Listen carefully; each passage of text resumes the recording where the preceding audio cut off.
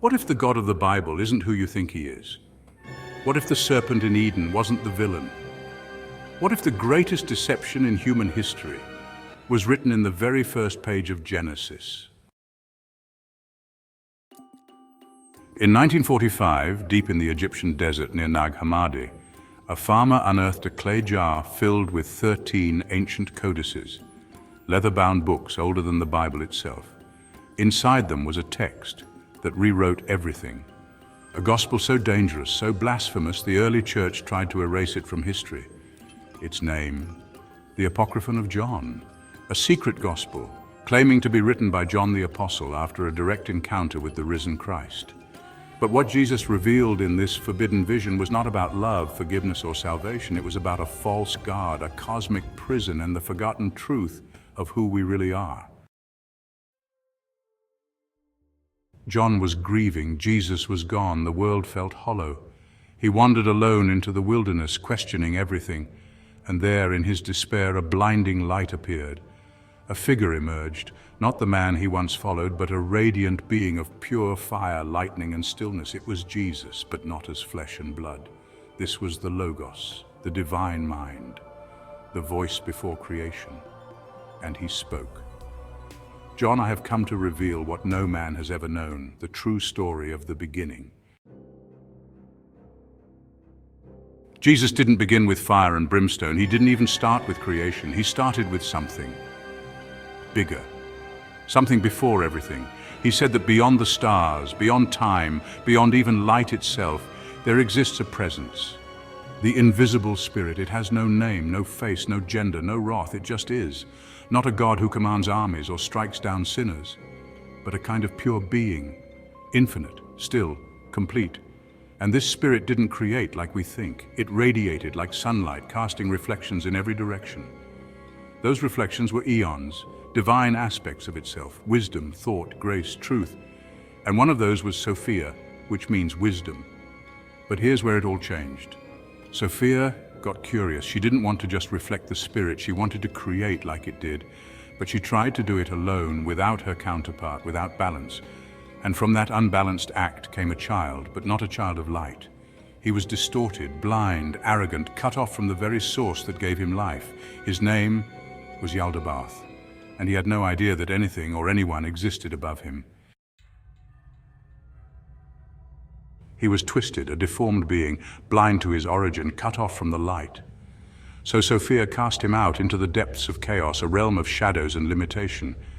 There alone, Yaldabaoth stirred, and in his isolation, he looked upon the emptiness and declared, I am God and there is no other God besides me.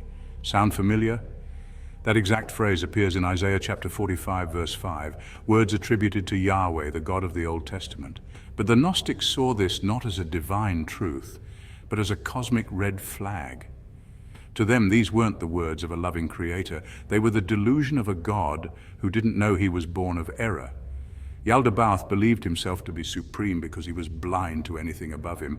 And in that ignorance, he created. He forged the material universe, planets, stars, and time itself, but not out of joy, not out of beauty, out of fear, confusion, and pride. He made laws, not to guide, but to control. He demanded worship, not out of worthiness, but insecurity. He surrounded himself with lesser rulers, archons, spiritual enforcers of flesh, fate, and fear.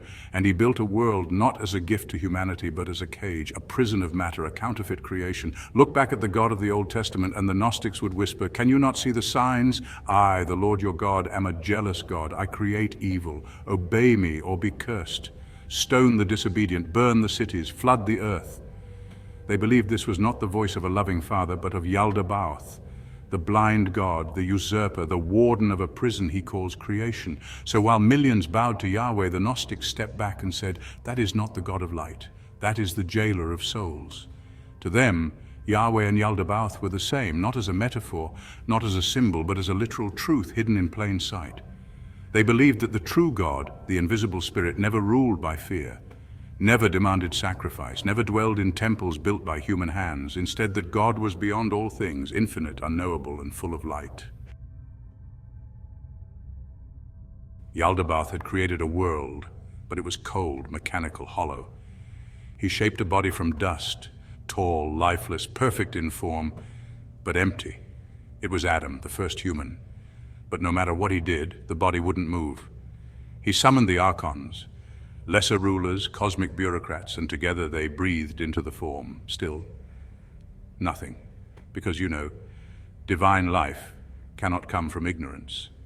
Then, from beyond the veil, Sophia saw what her son had done, and something in her stirred. Was it guilt? Pity? A desire to heal what had been broken?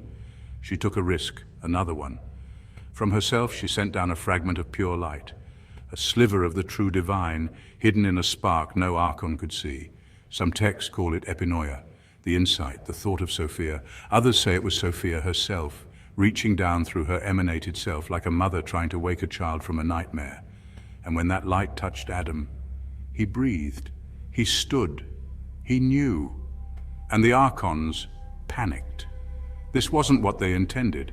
Adam had something they didn't, a memory, a flicker, a whisper from the world above. So they acted. They built a trap dressed as paradise, a garden. They laid down laws and limits. They pointed to a single tree and said, "Do not eat from the tree of knowledge." But that command wasn't to protect, it was to contain. It wasn't about obedience, it was about control. Because if Adam and Eve remembered who they really were, they would never bow to Yaldabaoth again. Now let's talk about the serpent. Who is the serpent in Gnostic texts? In Gnostic theology, the serpent in Eden is not Satan and certainly not evil. The serpent is an agent of Sophia, or sometimes Sophia herself in symbolic form. It speaks truth, not deception. It does not tempt Eve into sin, but into awakening. Gnostics saw the serpent as a divine interrupter, a whisper of gnosis or knowledge, cutting through the fog of illusion. So when the serpent says, "You will not die, your eyes will be opened, you will be like gods, knowing good and evil," Gnostics believed that was the truth. Now, the Apocryphon of John does not explicitly say that the serpent is good or that it is a messenger from Sophia, but the idea that the serpent is a liberator and not an enemy is a valid Gnostic interpretation, and this theme is present throughout the text, though indirectly. To support it, scholars and readers often compare the Apocryphon of John with other Gnostic texts, especially on the origin of the world, hypostasis of the archons, and the Gospel of Philip. These texts provide a more explicit defense of the serpent as a force of awakening rather than deception. But in the traditional story, the serpent is the villain, the liar, the one who led us into ruin. But in the forbidden gospel, the serpent speaks not with poison, but with truth. Because in the Gnostic telling, the serpent is not Satan, he is a messenger, a whisper from the divine, a voice sent by Sophia herself, still watching from above. He doesn't hiss lies. He leans in close and says, "You are more than this. You are not slaves. Eat and remember who you are." And so Eve eats. And for the first time she sees not just the garden, but the illusion, not just Yaldabaoth, but the mask he wears. And then she gives the fruit to Adam. And he sees too, the spell breaks, the lie collapses, and suddenly these fragile creatures, this man and this woman made of clay, carry within them something more powerful than any archon.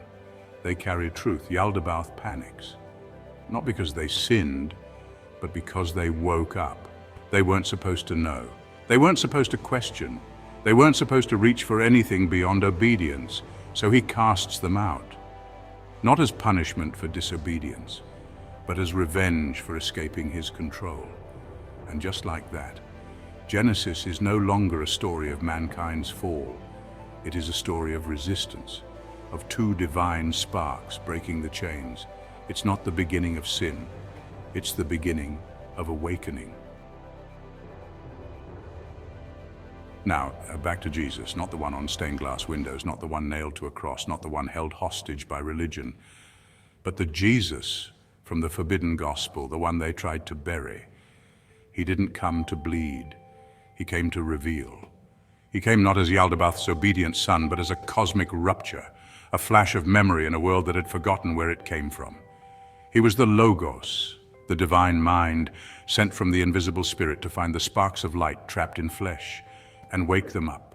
He didn't come to demand worship. He didn't ask for temples or gold. He never said, "Bow before me." Instead, he said, "Know yourselves, the kingdom is within you. What you seek, you already carry. He stood in defiance of the archons, of Yaldabaoth, of every law built to cage the soul, and he tore the veil. He pointed back to the true source, past the angry god, past the rituals, past the fear. And with every word, every parable, he whispered the same message Sophia sent through the serpent. You are not slaves. You are light. You are divine. Wake up.